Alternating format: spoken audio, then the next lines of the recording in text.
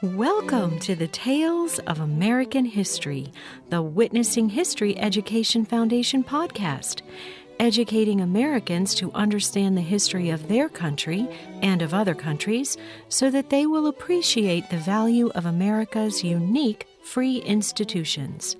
Take a journey back through time with Kent Masterson Brown and his guests, and let their storytelling transport you to the most compelling moments in American history. Become an American hero who participates in our mission by joining us at witnessinghistory.org. Download our documentaries and free teacher education materials that conform to grade-level education standards at pbslearning.org. Follow Witnessing History on Facebook, Twitter, and LinkedIn.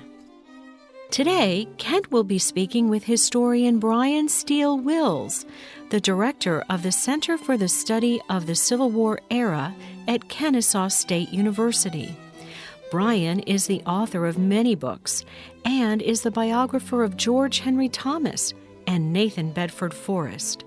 His most recent book, from the University Press of Kansas, is called Inglorious Passages, Noncombat Deaths in the American Civil War, a study which eminent historian Dr. Bud Robertson has called, quote, a major contribution to the human element so often overlooked in Civil War history. Welcome, Kent and Brian.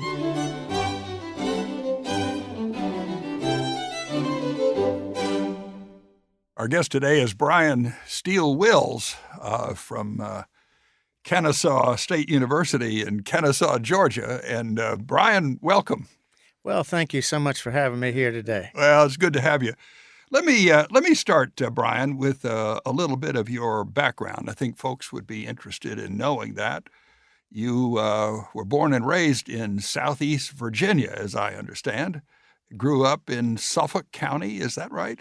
Well, it's not a county. Well, it kind of Suffolk. it has its Suffolk, own sort of versions, but it's like all things in history, things change. But grew up in old Nansemond County, a beautiful Indian name, and then they turned it into Suffolk because ultimately they merged the county and the town that it surrounded, and so it's mostly still a farming community even today. It's growing up a lot more, but it's not nearly as bad as some counties in the Georgia. The Cobb County that I'm in now is the fastest growing county in Georgia. Yeah, it's enormous. I've driven through Suffolk. I mean, it's the peanut country. And I take it your family was in that business too. Is that right? Yeah, my dad was a peanut farmer. My mother was a mostly fourth grade teacher through her years and grew up on a farm. It was a wonderful environment. But I told Dad, I said, I don't think I want to try to do that for a living because there are too many things you can't control, the weather that's good or bad and the market and everything else. Oh, I know. And they're always borrowing money against the next crop. That's exactly right. Yeah, absolutely. And then you went to the University of Richmond. That's for correct. Your undergraduate degree. Yeah, I got my undergraduate degree at the University of Richmond and was a spider for 4 years. Fighting spiders. And then I worked for a couple of years before I came to Georgia to get my MA and then PhD at the University of Georgia. Okay. And you taught at the University of Virginia at Wise, Virginia. That's correct. It was originally called Clinch Valley College of the University of Virginia, and then it changed its name to University of Virginia's College at Wise. And one of the people that responded in Charlottesville to that says, well, we don't have branches. Well, they did have a branch. It just was kind of an unusual thing because the area is mostly coalfields region. Right. And this was a way of bringing public education at that level to the coalfields. Yeah. And now you're at Kennesaw State University down at Kennesaw, Georgia, and you're the director of the Center for the Study of the Civil War Era. That's correct. And just so you can tell the folks about that, I mean, just a little bit about the center. When I came in 2010, that's when I was hired from Virginia. I'd had taught there for almost 30 years. And I came to Georgia and started the sesquicentennial. And our first program was on John Brown. Our next program was on the election of Abraham Lincoln. So people can say, are you strictly Civil War? Well, no, we cover everything that helps us understand what leads up to the war, and everything that you could say results from it. So you could say we go from Jamestown to today, of course, Donald J. Trump. So. Yeah. And you're the endowed professor at the center. Well, there really isn't an endowment. That's one of the things we would love to do. If anybody wants to have something named after them and create it, we would be happy to talk with you. Yeah. But we are largely self-sustaining. We raise our own funds through our programs. We do a lot of programs on the 23rd. In just a short while from when we're taping this, I will be having a symposium. That's our 16th annual symposium. It's on transportation in the Civil War, particularly focusing on the rails. Yeah. And I'll talk about the rails. And then we have Gordon Jones from the Atlanta History Center. He's a great guy. Tom Parson from Corinth, Mississippi, or as they say in Mississippi, Corinth. Corinth. That's right. And so we're focusing on different themes at different times.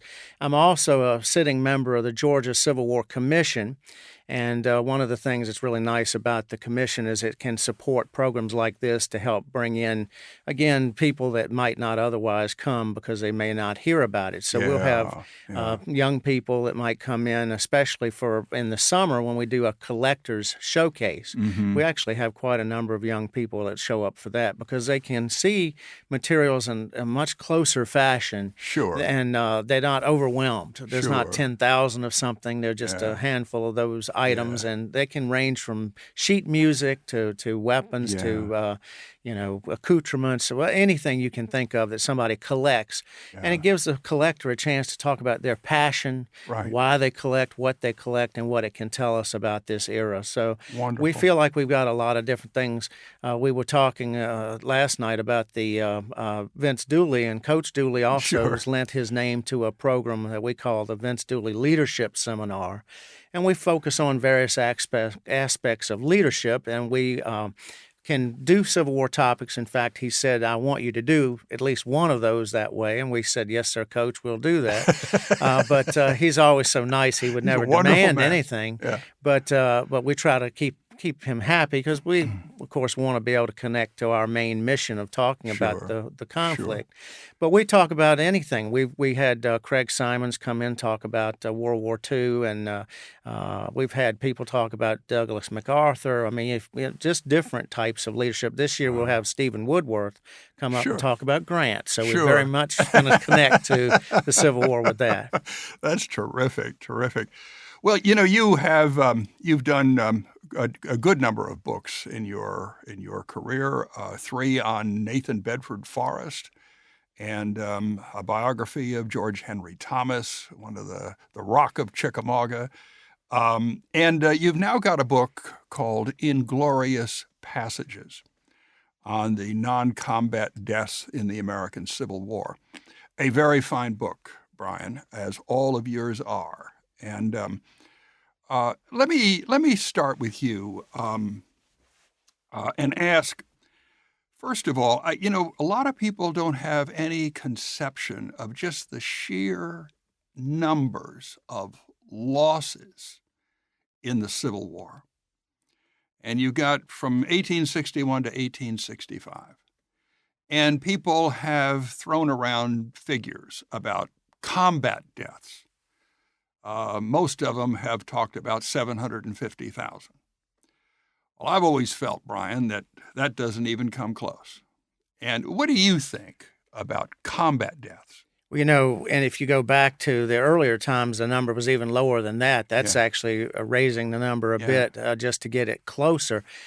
I'm in total agreement that that's an undercount. Yeah. So many people will be killed in so many ways in combat, and yet maybe in small skirmishes or out-of-the-way locations that an accounting would be difficult.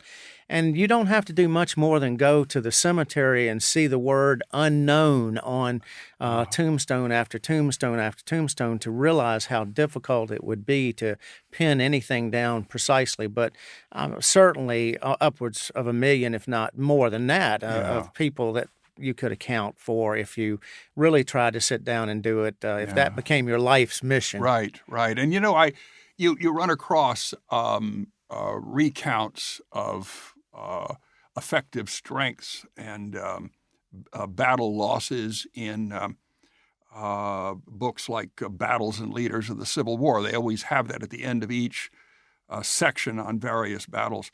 And you look at a battle like Perryville, Kentucky, and the Union losses, you see them there. They're all calculated. How accurate they are, we'll never really know. But you look at the Confederate ones, and most of them don't even know. That's right. They're blank. And yet, I mean, here you have a battle that could have caused some 10,000, upwards to 10,000 casualties in 4 hours. And we know how much the Army of the Mississippi suffered there, but there's no count. So, and you wonder how much that's repeated. So I'm with you. I think we're probably looking at well over 1 million battle deaths in the Civil War. Well, tell me this. In terms of non-battle deaths, which is what we're really talking about here today, what do you think the total numbers are and this is pure estimation now, and if you can break them down to different types, just to give people an idea of the sheer numbers we're talking about today? Again, if you think having combat deaths and having a difficulty in doing any accurate counting is the case, and it would be, the attempt to try to do non-combat deaths, and especially when you start throwing in civilians into the mix, but there are civilians killed in some relationship to the war. In other words, if the war doesn't occur, those people may die anyway, but there's a likelihood that they don't catch the diseases that would have run through the community. Right. They don't have the industrial accidents. They don't have the transportation accidents that would have occurred because they're moving troops, moving material, and so forth. So when you start doing that, it's a genuine nightmare to try to figure out numbers. And remember, I think the easiest thing for listeners to understand is that more people are killed from disease than from bullets, and far more people are killed from disease. Right. So if you took the number that we said for regular combat deaths, and you started trying to take in it's many times more than that. Yeah. And I just say this is another way of making it seem a little bit clearer to people that don't see scale quite the same way. Next time you're at your favorite football stadium, of course, you know I'm a Georgia Bulldog, so we'll go to Sanford Stadium. But if you go to any stadium, look around you at every single person there. And, of course, they're all your friends and neighbors wearing, in this case, blue for Kentucky. But whatever their color they're wearing, imagine that they're now casualties of war, one way or the other, either casualties from combat or casualties from non-combat experiences. Empty the stadium, fill it back up. And then imagine how many times you've got to do that to get to the numbers we're talking about. Yeah. So I don't want to make a damper on the next time you're at your football stadium unless your team is losing. But you know, or the fans are obnoxious. Or the obnoxious fans, especially the out-of-town fans. But, you know, think about that in terms of just getting some idea of just the enormity. The other thing you can do is, of course, go to these national cemeteries or the local Confederate cemeteries in the South and see just the numbers of graves and the numbers, and sometimes they're mass graves where there's no way to say that there's a specific individual, but maybe a large number of individuals. Right. We talked about Perryville. One of my favorite Kentucky battlefields is Mill Springs. Yes. What a nice little cemetery there, not only the National Cemetery, but that little, I call it the Zollicoffer Cemetery. The Zollicoffer Cemetery, and it's just, my friend Ed Bars would say that where the markers have been put up as memorial markers, when Gabriel blows his horn, nothing will happen because there's no one actually buried there. They're in a mass grave that's under one, stone, one obelisk. Correct. So, one pyramid, I guess is what it is. Yeah. So anyway, just again, there's so many ways of trying to kind of connect to just the sheer enormity of people who paid the ultimate sacrifice or whose lives are totally impacted by this conflict. Yeah, Sanford Stadium would hold about 80,000 people, and you'd think to reach over 1 million, you're going to fill it and empty it, about 12 times? I mean, just imagine that. And that's capacity. And those are just what we think those deaths in battle were. That's right. And then you look at deaths by disease, and you're going to fill it and empty it another many maybe times. 16 times. That's right. That's right. So it is positively staggering. Well, people ask, why do Southerners, for instance, not get over the war? Well, it has such an enormous impact, and there are, of course, communities, regardless of where you are, north or south, that families were affected by this war, and sometimes in multiple ways. Right. And not only did you happen to maybe have an army come through, but if you brought wounded or injured or sick back home to Illinois or to Massachusetts or to Kentucky, what the experiences they had when they were struck down and maybe their illness then can, in many ways, run rampant through that community. Yeah. And so you kind of become a corollary of a collateral damage, as we like to say. Right. Well, the war is fought in their backyard and through their streets and up their roads. So they are directly affected by the combat and the movement of troops. Well, they are in the South, but I'm saying they are in the North, too. The war is hard to get away from, and if you've been in the country long enough, I realize that a lot of Americans arrived at Ellis Island or some other place later on. But if you think about the families that were here, again, regardless of which side of Mason's and Dixon's line you're on, the war had an impact, and it's one reason that for those families, those communities, it's long-lasting, it's meaningful. Yeah. You know, I've often thought about the losses among civilians in operations, for instance, against Atlanta, where they forced all of the citizens of Atlanta to leave. And you'd see those great Barnard photographs of the railroad cars with packed bags up at the top where all those civilians are departing Atlanta. Cities like Columbia, South Carolina, that was torched in large measure. And you wonder, the old, the infirm, the real young, the babies, what happened among them in a situation like that, where they're virtually taken out and sent out? We have a diarist here in Lexington during the war, lived on Gratz Park, and she had epilepsy, but she kept this remarkable diary on the back of her music book, and there must be 6 volumes of these. But she records during the war, Brian, endless streams of refugees coming into Lexington. And these refugees are all from Tennessee, Georgia, the place where the war is being heavily fought. And she said it was endless.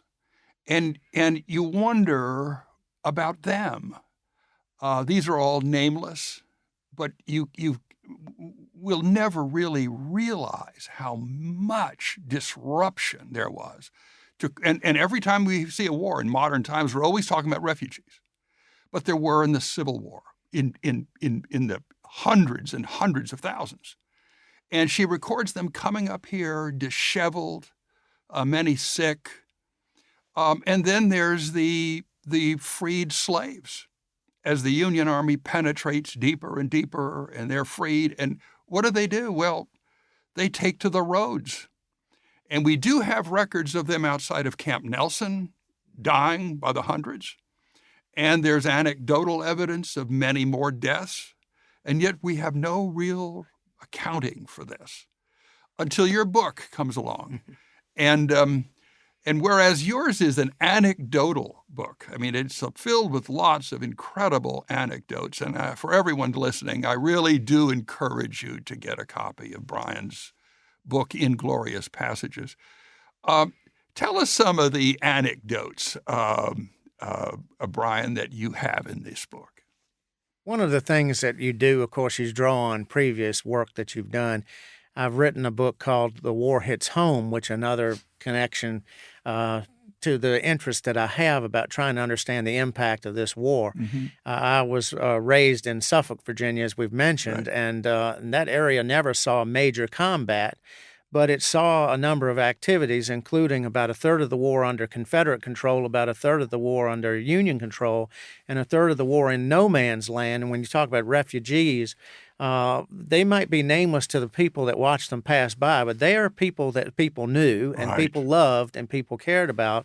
And so some of the Suffolk refugees ended up in Petersburg. Well, you can imagine that you go to Petersburg to be safe, and where does the war end up coming? So you can imagine that there's no safe place. Yeah. So some of those stories that also make their way into this book are stories that I first found out about and first read about and learned about all those years ago in that.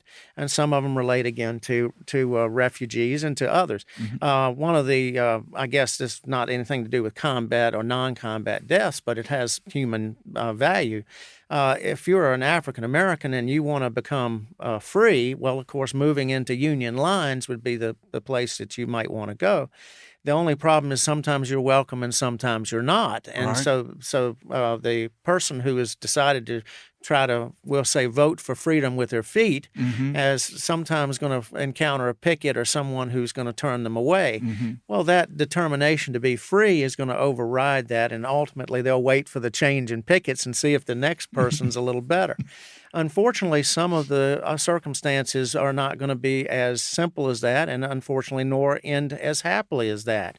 The worst that you could have had happen in that circumstance is to be turned away and have to try again. For a family that tried to make it to the coast of North Carolina to get to be to the blockading fleets where they could be freed, they got in a very light rowboat type of vessel, and they went out and it capsized, and a number of them perished in that zest and desire for freedom that for them ended in mixed results, because some of them did survive, were plucked out of the water and saved, and others were never found, and again, never found. So we'll never have an accounting of exactly who was in the boat, what happened to each one of those, because again, records, the slaves themselves just don't have that many diaries and letters and things that articulate that in a way that perhaps soldiers do. Yeah. So with my book, I was trying to capture the range of these kinds of events that change people's lives. And it touches on almost everything you can think about. People don't think about when soldiers are marching in the heat, and they can have sustenance today when there might be a local opportunity for a grocery store or a service station. But back in those days, it was, if you were out on the march, say into Maryland or Pennsylvania or Kentucky or anywhere else in the heat of summer, it could be overwhelming. I worked as a seasonal at Petersburg National Battlefield Park, wore a wool uniform, and of course we stayed out of the sun as much as we could. Those uniforms are never warm enough in the winter, and they're always awful in the summer. And of course you get acclimated to them, but even if you do, the conditions can overwhelm you. And so some of the stories, the poignant stories, are of men who simply either get overwhelmed on march or they collapse. They will never reach a battle where they can face their foe in battle.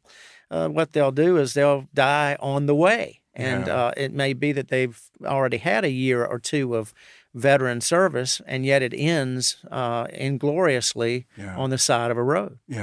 I've been working on this manuscript on George Meade at Gettysburg, is in the Gettysburg campaign, and I recounted the advance from Frederick north toward Pennsylvania to pursue Lee, and those troops were marching 15 hours a day. Second Corps covered 32 miles, and here are all these episodes of soldiers just dying along the roads. And one of them in the Sixth Corps, his kinsman, a cousin in the same regiment, got permission to stay behind to bury him. And there he remains, still unknown, in a grave in a little town in Carroll County, Maryland. So happened all the time. I mean, and we can't even begin to fathom the numbers of this. You've got soldiers dying on the march. You have soldiers dying of accidents. Tell us about some of those. The accidents really are perplexing because we would like to think that people have a little bit more sense, and sometimes they demonstrate. But the circumstances can be varied and can be almost absurd at times. You can hear or read in these accounts of soldiers having just not paying attention or not taking care of details. Right.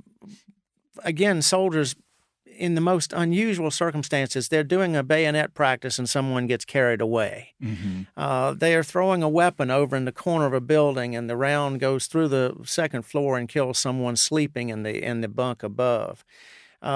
Just almost anything you could conceive of that someone could do.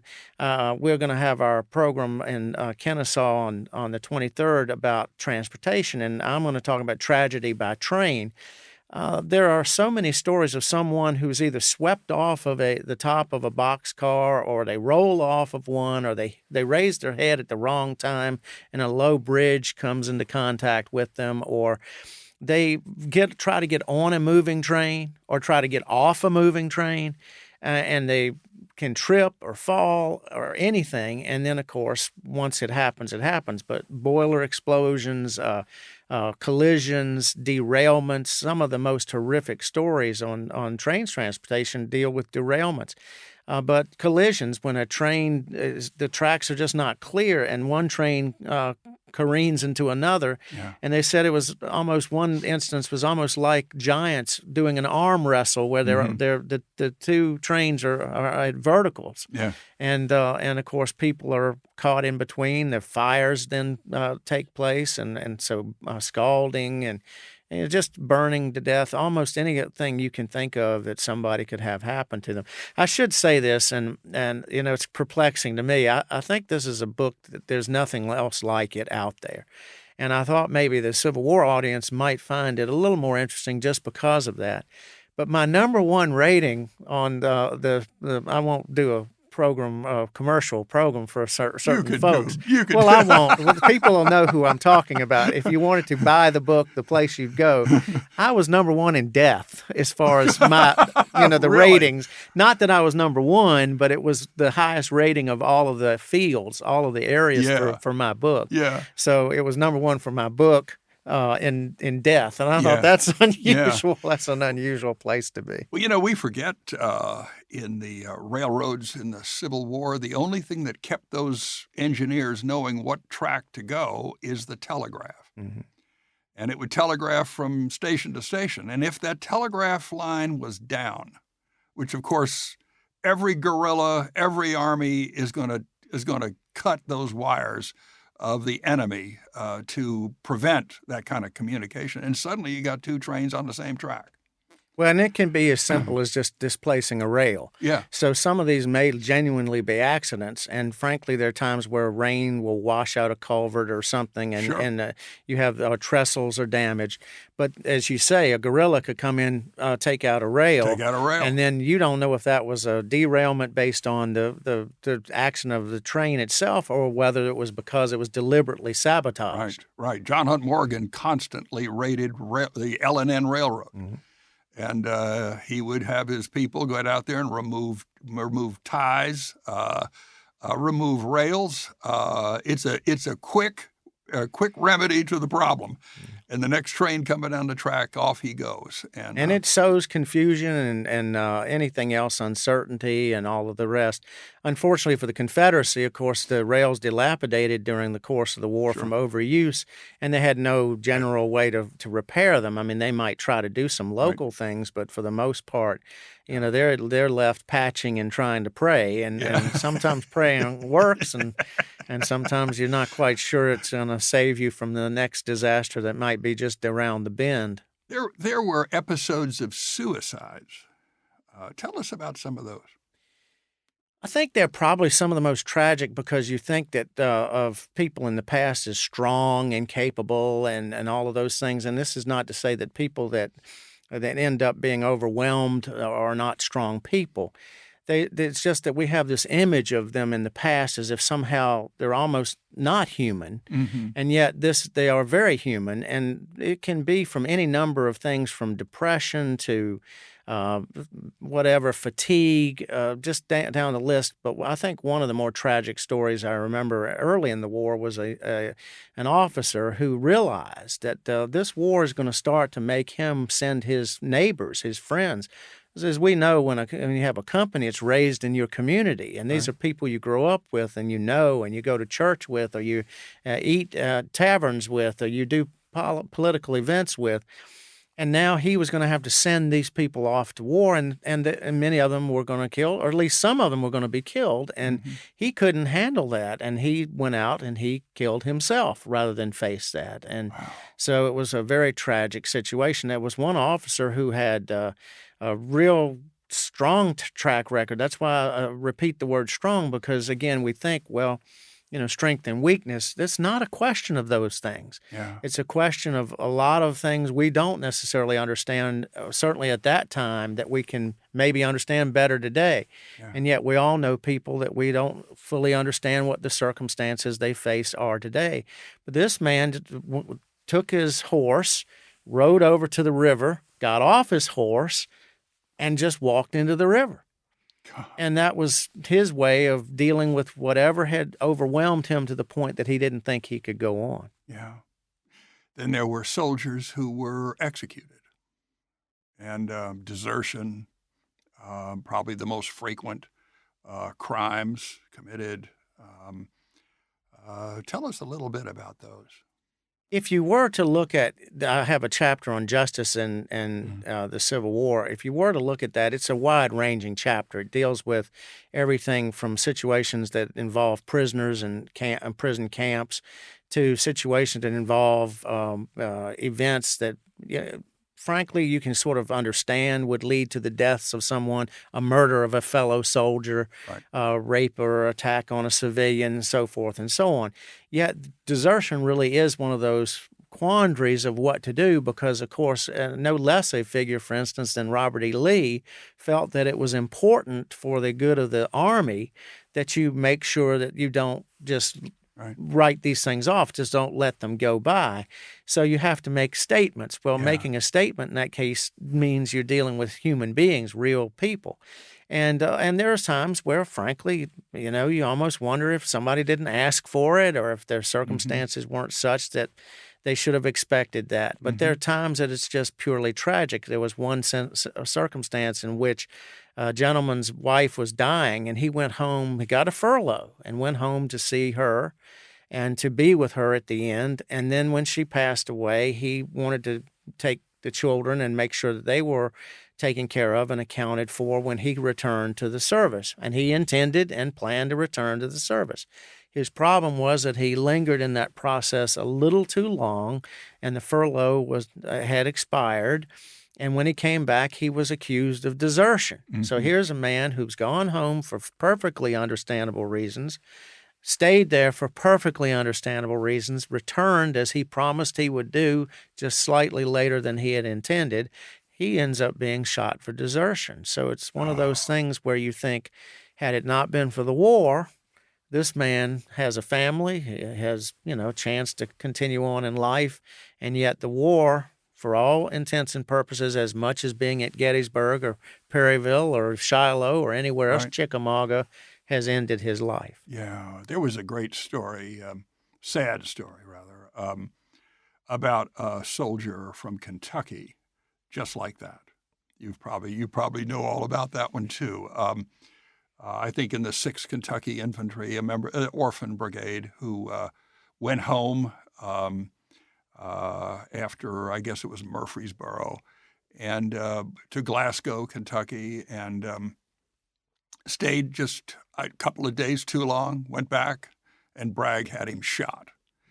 And he's buried in Glasgow, at least they think. But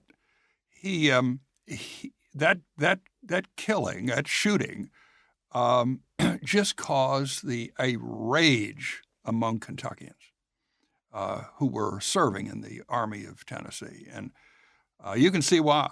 I mean, that is like yours. That is just an ultimate tragedy because the kid he came back to the Army. He had every intention to come back in the Army, but his mother, I think, was ill, and that's what brought him back home. And then same thing happened. Well, you've got those kind of things. Tell us about other kinds of deaths that you ran into.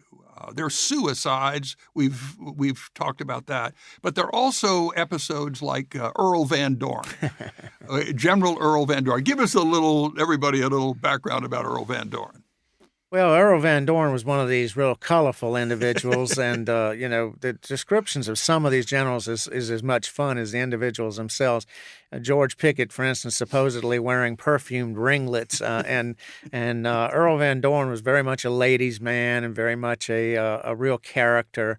And he is ultimately going to be brought to his end by a dalliance, we'll say it that way, so that if you're a pro-Earl Van Dorn person, you can say there are mitigating circumstances about what he may or may not have done. Or if you're an anti-Earl Van Dorn person, you say, well, he got what he deserved. You can pick whichever one you want. But he was shot in the back of his head by an enraged husband who had felt like he had taken liberties and that he deserved to have to answer for those. And so one of those tragedies for the Civil War in the sense that this general is not killed in a combat situation, but by a jealous husband who then rides off the Union lines. Again, some people would say that he knew what he was doing and did it more for the Union cause than for being an outraged husband. So you can go through the list of those things, but friendly fire of all kinds results in the deaths of individuals who are, again, not brought down by opponents, but brought down by their own comrades. Right. And so, again, it can be a misidentification in a battle situation. It can be a duel gone wrong or a duel situation. And the Trans-Mississippi, I think one of my colleagues made the comment that a lot of generals went out there to die because they seemed to always get into these affairs of honor, and then some of them, or one or more of them, would be killed in the course of those affairs of honor. Now, sometimes it doesn't work out that way, and you survive. I guess you could laugh to see another day, but sometimes, very tragically, the lives are lost. We talked about some of the generals. One of the famous instances in Louisville, Kentucky, at the Galt House. Oh yeah, is William Bull Nelson being killed by Jefferson Columbus Davis, and Davis, a little sort of wiry little fellow, and then Big Bull Nelson, who couldn't say one sentence without 3 curse words in it. 360 pounds. He was a hefty gentleman, and I guess you figured if you're going to get into a situation, a fight or a ruckus with somebody, you better be armed in that situation if you're the skinny person. That's right. And so, and Davis shoots Bull Nelson down. And again, there's outrage, but it's in the middle of a campaign, and so other things cause that to go away, and Davis does not get reprimanded or anything done to him, and he continues to be in the service afterwards. So it's just one of those unusual things. In my book, The War Hits Home, that I was mentioning a little bit about southeastern Virginia, Michael Corcoran, who is a fiery Irish general, is an Irish-born general in the Union, is going to kill a soldier, an officer, who confronts him on a picket line and demands the countersign. Mm-hmm. And he feels like, I'm so famous and well-known, or I ought to be, and certainly I'm not somebody you ought to question, that he took overwhelming offense by it and ended up shooting down this fellow officer who died of the wound, and it stirred up a rebellion. There was one of the lesser-known but really good Union generals, a guy named George Washington Getty, ends up basically stepping in, or the Union, in the face of a Confederate movement through the region, when the attention really should be on other things. Yeah. There was a mutiny, and there was very nearly this breakup within the Union forces over this death that was, again, totally preventable if cooler heads had prevailed. And Getty's able to get the mutiny squelched while they're still trying to figure out what to do with James Longstreet and the Confederates. But a year or so later, Corcoran's horse falls on him and crushes him and kills him. So again, horse accidents of all kinds, a broken stirrup here or a horse racing in camp. One chaplain is run down in camp by someone that's just racing his horse through camp willy-nilly and takes him out. So, there's almost, if you can think of it, somebody had something like that happen to them. I've often been fascinated with the Bull Nelson, Jefferson C. Davis confrontation in the Galt House. Of course, we still have a Galt House. And but here's a case where, it's just a cold-blooded killing in the lobby. And you're right. Jefferson C. Davis never comes to justice with that. But he's got powerful people with him. Oliver Morton, the governor of Indiana, is certainly going to tell the Lincoln administration, don't you dare touch that man. If you want troops out of Indiana, you leave him alone. And so that's the deal. And Davis goes through the war, in command, and old Bull Nelson rests up there in Maysville. Well, one thing about being a person that I just want to say maybe not the most popular individual either. Oh, no. So if you're a person who's made a lot of enemies, not a whole lot of people are going to mourn if something happens. Well, that is one of the deals, too, because he made a lot of enemies. A lot of people hated Bull Nelson, and he got that name. It was well-deserved. Well, there are yet others. We've got deaths in prison camps. Right. Tell us a little bit about those. It can be anything that you can imagine, from the conditions, the weather, the food, the exposure, and this can be in southern prisons, can be in northern prisons, extreme cold conditions for men from the south that are not quite as prepared for those, one way or the other. In the south, of course, Andersonville is notorious, but prisons all across the South suffered from shortages and all kinds of difficulties that plagued not only the men in the camps, but the guards. So there were times where conditions weren't much different for people outside than inside. But from disease and malnutrition and all of those things that you'd expect, to sometimes just guards doing whatever guards wanted to do. There were rumors that sometimes it seemed as if a guard was almost going to get a promotion to another level if they shot a prisoner, because they seemed to want to do it. And the deadlines that existed in places like Andersonville, that if you cross that deadline, you could be struck down. Someone who simply couldn't take it anymore, it's another form of suicide. You step across knowing that might happen. Yeah. But there were places where there would be a building that you were told, do not come into the window of that building, and sometimes a guard would not ask questions, and if you happened to appear in the window, they took a shot, and it might result in a death. And so number of things that you could imagine might happen for men who are really vulnerable. And Cahaba prison, which was a prison that had a terrible habit of flooding in high water, could create, again, conditions that a man may or may not be able to extricate himself from. It's in Alabama, yes, near Selma.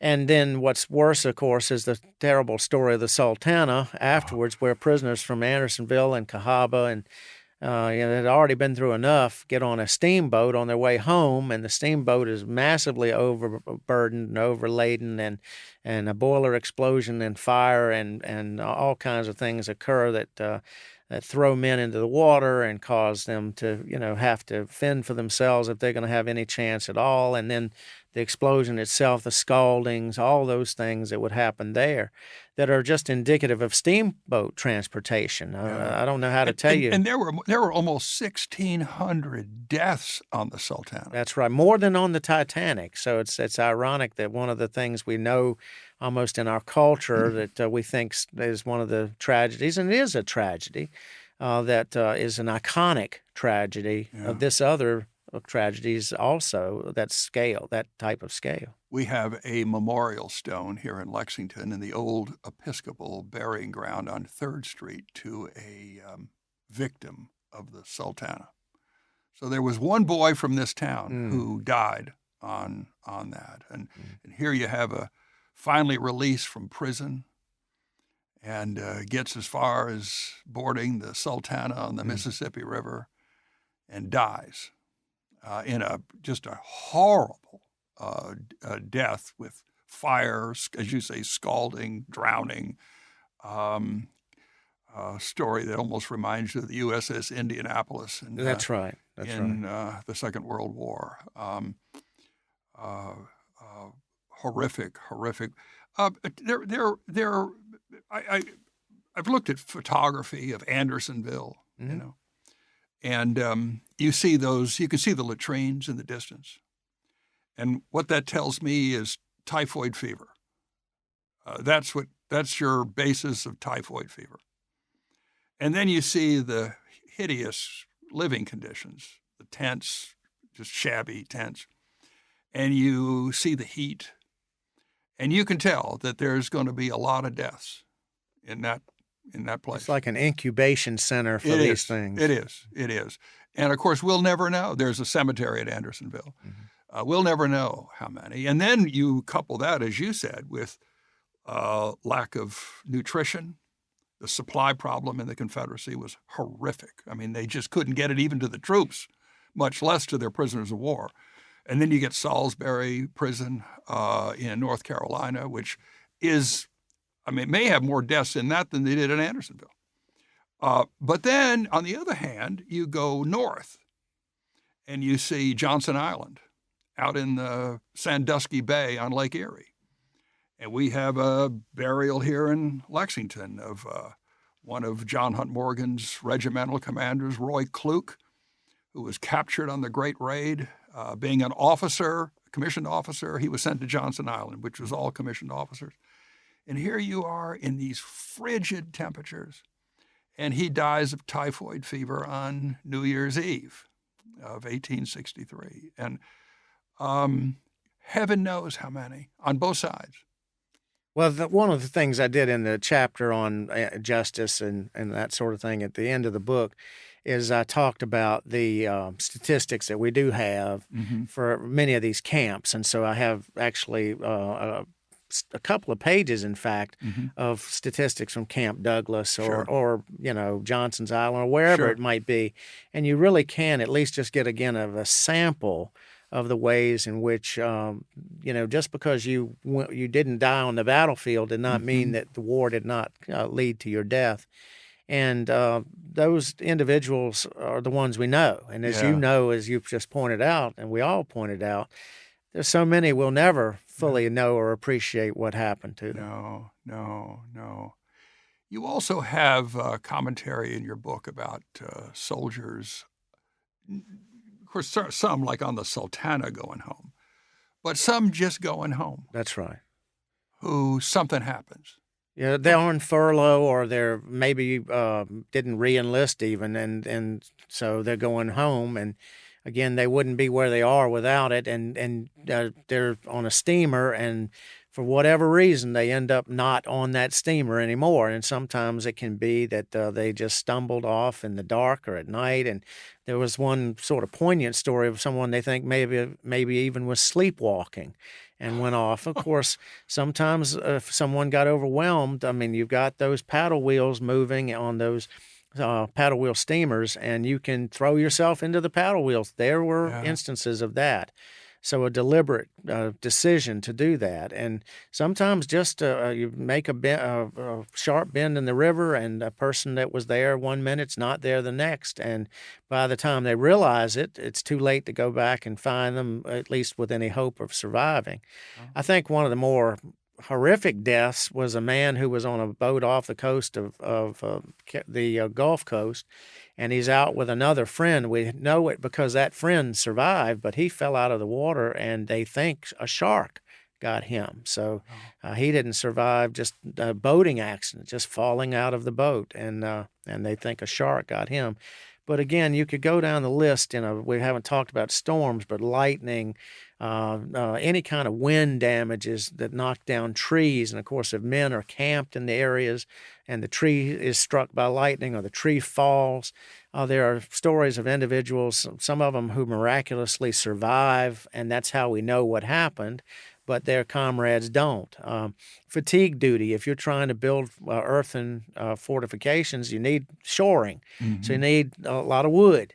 And so you're out dropping trees, and so then these details, they're out there working, and the tree starts to fall, and somebody says, timber or look out or whatever they're going to say, and somebody doesn't get out of the way, and they'll use phrases like they were mashed or crushed, but mashed is one of those words you'll see a lot. And then there's this one poor fella, and I guess it's his time, because he's warned to get out of the way of this tree, only to then run into the direction where this tree is falling. And so he doesn't survive the second tree. Yeah. I remember when I was working on that book on the retreat from Gettysburg, Lee, on his way back into Virginia, would have gone and basically occupied Winchester, but for the fact that because of its frequent occupation by Federal troops and Confederate troops, it was overrun with typhoid fever.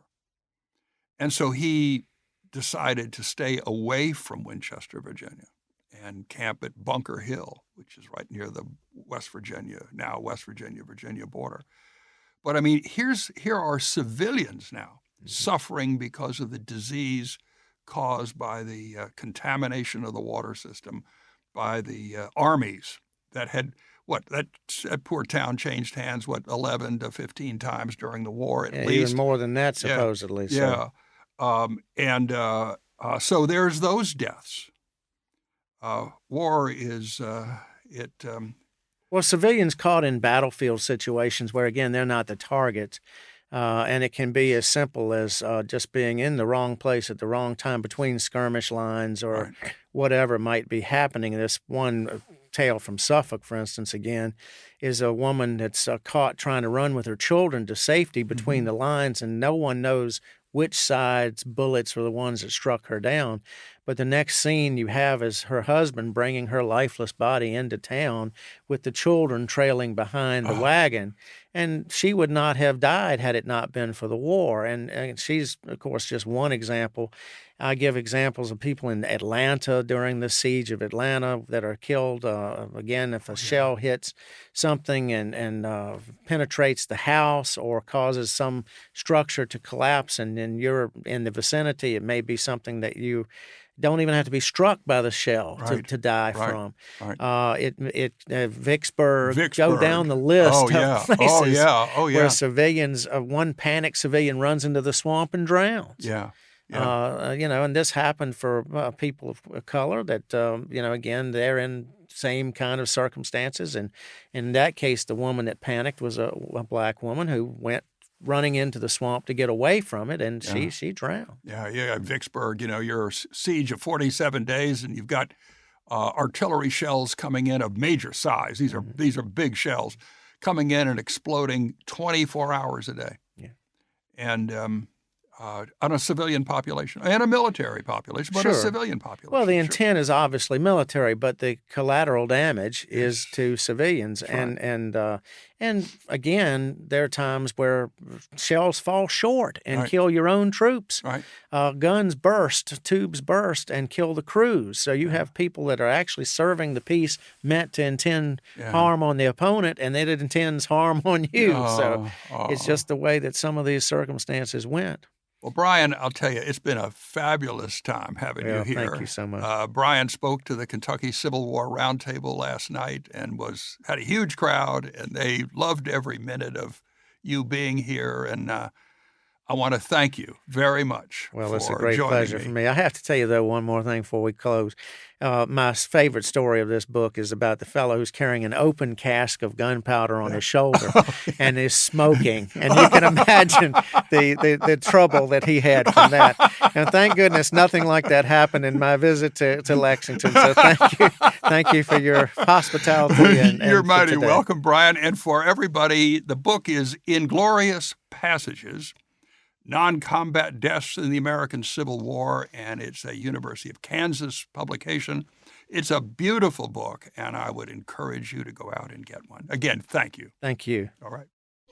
Become an American hero who participates in our mission by joining us at witnessinghistory.org. Download our documentaries and free teacher education materials that conform to grade-level education standards at pbslearning.org. Follow Witnessing History on Facebook, Twitter, and LinkedIn.